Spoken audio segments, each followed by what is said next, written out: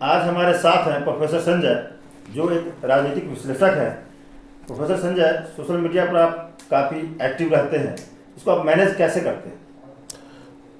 राजन जी, ऐसा कुछ विशेष तो नहीं है।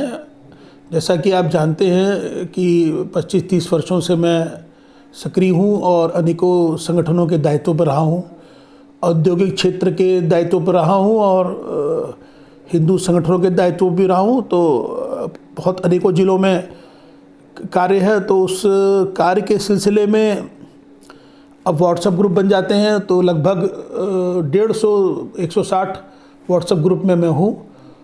तो एक ग्रुप में लगभग 200 व्यक्ति होते हैं, तो आप कह सकते हैं कि 30-1000 व्यक्ति समाज के, मुझे उनके विचार जानने का अवसर मिलता है और इस प्रकार से थोड़ा सा, और ये बहुत आज की तारीख में, आज के समय में बहुत मतलब आवश्यक है। जैसा कि आप कह रहे हैं कि आप लोगों के बीच रहते हैं, उनका विचार भी जानते हैं, तो इस चुनाव में खासकर हम बात करते हैं यूपी की, तो यूपी में आप बीजेपी को कहाँ देखते हैं? देखिए, मेरा अनुमान है, मेरा विचार है, उत्तर प्रदेश में भारतीय जनता पार्टी की सरकार आ रही है, पूर्ण बहुमत में आ रही है। और सच पूछिए, इस प्रकार कार्य हुआ है योगी आदित्यनाथ आदरणीय मुख्यमंत्री जी द्वारा, कि मुझे लगता है कि कुछ कमियां अगर नहीं रहती तो सीटें बहुत अच्छी आती, लेकिन फिर भी मुझे लगता है 250 के आसपास सीटें आ रही हैं। तो कमियां कहाँ रह गई हैं, आप इस पर थोड़ा प्रकाश डालेंगे क्या? नहीं, कमियों से पहले तो मैं समझता हूँ, मुझे जो काम हुए हैं उस पर, जो मुझे काम दिखाई पड़ रहा है उस पर प्रकाश डालना चाहिए। देखिए, मुझे लगता है मूलतः जो प्रमुख कार्य सरकार ने किया है, भारतीय जनता पार्टी सरकार ने, वह है कानून व्यवस्था। कानून व्यवस्था बहुत उच्चतम प्रकार की है। दूसरा, हिंदुत्व का वैभव। देखिए, निश्चित तौर से हम जब भारतीय जनता पार्टी की बात करते हैं तो हिंदुत्व को अलग करके नहीं देख सकते। भाजपा एक ऐसी नाव में सवार है जिसको आप हिंदुत्व की नाव कह सकते हैं। तो हिंदुत्व की नाव में सवार पार्टी निश्चित तौर से हिंदुत्व के वैभव और हिंदुत्व के उच्च काल के प्रति उनका जो समर्पण है, उसका कारण कानून व्यवस्था। क्या कारण है जो आपको लग रहा है कि इस बार बीजेपी पूर्ण बहुमत से आ रही है और सरकार आएगी भी? नहीं, जैसा मैंने बताया आपको कि सबसे बड़ी बात तो कानून व्यवस्था, और दूसरा, मैं ये मानता हूँ कि भारतीय जनता पार्टी एक ऐसी पार्टी है जो जिस नाव में सवार है वो हिंदुत्व की नाव है। तो हिंदुत्व की नाव में सवार एक पार्टी है, हिंदुत्व की विचारधारा लेकर चलती है, और हिंदुत्व इस देश की आत्मा है। तो निश्चित तौर से इसका लाभ उसको, पार्टी को मिलता है। तीसरा, योगी सरकार ने जिस प्रकार राशन वितरण किया है कोरोना काल में, वो अद्भुत है। आप भी ग्रामीण क्षेत्रों में जाइए, मैं भी ग्रामीण क्षेत्रों में गया हूँ, जिस प्रकार राशन वितरण सरकार ने किया है, ये बहुत बड़ा मुद्दा है। और चौथा, जिस प्रकार मुस्लिम माफिया, देखिए, माफिया को धर्म के आधार पर नहीं देखना चाहिए, लेकिन ये कड़वी सच्चाई है कि उत्तर प्रदेश के अंदर जितने माफिया थे, 10 में से 8 मुसलमान थे। उनको जिस प्रकार सत्ता का संरक्षण प्राप्त हुआ था, वह सब को हटा करके जिस प्रकार योगी सरकार ने कड़े निर्णय लिए, उससे निश्चित तौर पर इनको लाभ मिलेगा। और मुझे लगता है, और सच पूछिए, मुझसे अगर पूछिए, कुछ कमियां ना रहती तो 390 के आसपास सीटें आनी चाहिए। राजन जी, एक हिंदू पार्टी जो सदैव हिंदुओं के लिए कार्य करती है, और एक हिंदू बहुल प्रदेश में जहाँ पे अगर 9 सीटें आप छोड़ दें, कुछ सीटें आप छोड़ दें, तो लगभग 390 सीटें ऐसी हैं जो हिंदू बहुल है। तो 390 सीटें आनी चाहिए, लेकिन मुझे लगता है 250 सीटें आएंगी। चूक कहाँ पर हुई है? नहीं, चूक नहीं कहिएगा, लेकिन निश्चित तौर से कुछ कमियां मैं कह सकता हूं। प्रत्याशियों का चयन, दूसरा गौवंश का जो एक विषय है, गौवंश का जो विषय है उसमें सरकार की नीयत बहुत साफ रही है, लेकिन वो थोड़ा सा बैकफायर कर गया है। मुझे लगता है गौवंश को लेकर के कोई प्रदेश स्तर पर नीति बनानी पड़ेगी। जिस प्रकार गौवंश को लेकर किसान परेशान हैं, जिस प्रकार गौवंश को लेके उनके अंदर रोष है, उसका कोई प्रदेश को नीति बनानी पड़ेगी, सरकार को नीति बनानी पड़ेगी। तीसरा,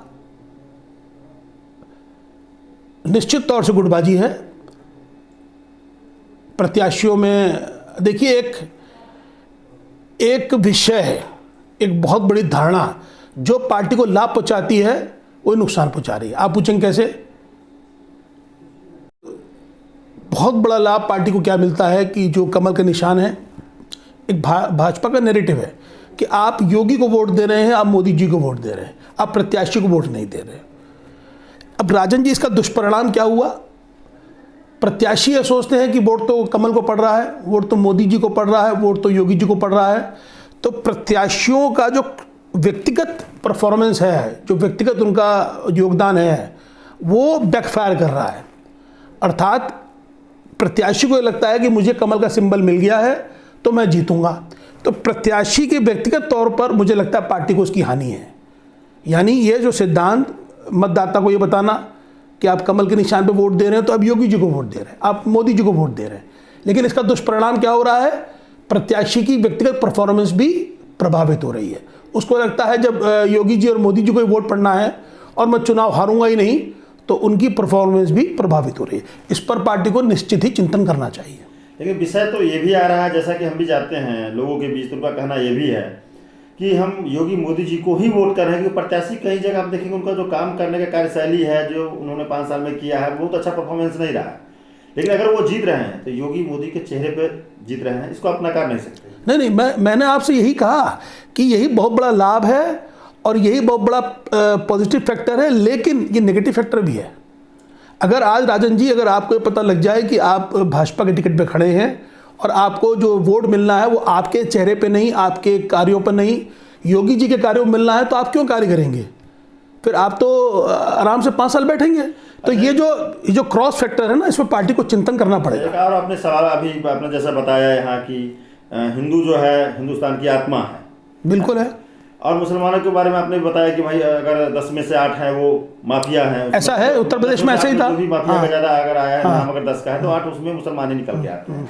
तो इस प्रकार से आप अभी अगर हम बात करते हैं हिंदू मुसलमान को, तो इसमें आप मुसलमानों के भविष्य को किस तरह देखते हैं? क्या भविष्य है उनका यहाँ? नहीं, भविष्य ऐसा मैं नहीं कहूँगा, भविष्य बहुत उज्ज्वल है। लेकिन एक बात मैं जरूर कहूँगा, कोई भी पार्टी, कोई भी दल कुछ भी कहे, कोई भी संगठन कुछ भी कहे, लेकिन इसमें अब कोई संदेह नहीं है कि हिंदू मुसलमान की खाई बहुत बढ़ गई है और ये लड़ाई अब तय हो चुकी है। राजन जी, मुसलमान भारतीय जनता पार्टी को वोट नहीं देगा। भले ही भाजपा कितना भी कहे कि मुझको मुसलमान वोट देते हैं, लेकिन जहाँ तक मैंने देखा है, मेरी ग्रामीण क्षेत्रों में मैंने देखा है, मैंने सोशल मीडिया पे देखा है, 10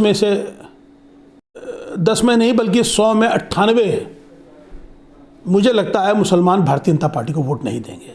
चाहे पार्टी को कितना भी राशन दे, चाहे पार्टी उनके लिए कुछ भी करे। उसी प्रकार हिंदुओं में भी अब रिवर्स पोलराइजेशन बहुत बढ़ गया है, विपरीत ध्रुवीकरण। अर्थात अगर आज जब आप एक कौम लामबंद होती है तो दूसरी कौम भी लामबंद होती है।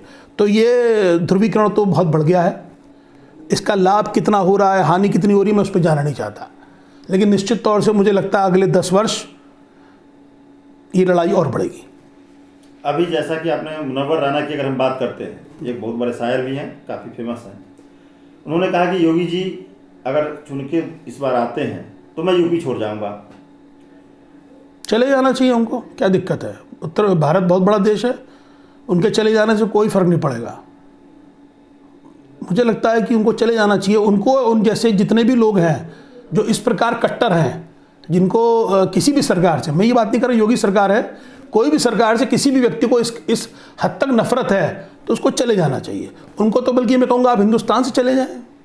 तो अगर योगी सरकार आती है, आपके हिसाब से आ रही है, तो लग रहा है क्या कि मुसलमान को डरने की जरूरत नहीं है? मैंने भी क्या बताया आपको, सरकार के सापेक्ष कोई खतरा किसी कौम को नहीं है। लेकिन इसमें कोई शक नहीं है, हिंदू और मुसलमान की लड़ाई अब तय हो चुकी है और मुसलमानों को ये सोचना पड़ेगा कि वो किस सीमा तक इस लड़ाई को बढ़ाना चाहते हैं।